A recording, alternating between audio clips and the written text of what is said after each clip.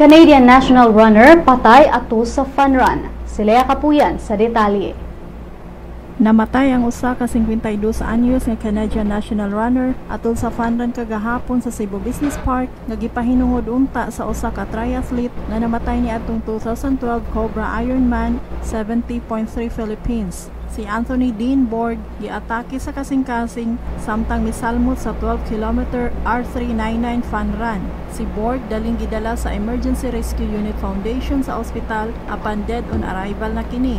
Niadtong Agosto 4, 2015, ni-post pa si Borg og comment sa usa ka artikulo nga naghisgot sa epekto sa ultramarathon sa kasing-kasing sa mga runners nga nag-edad og 50 pataas. Matud ni Borg, mas maayo pa nga mamatay siya nga nagdagan sa usa ka ultramarathon kaysa maglingkod siya nga mabalaka sa mga butang nga mopatay niya. Leia Kapuyan, Sun.Star Pilipinas.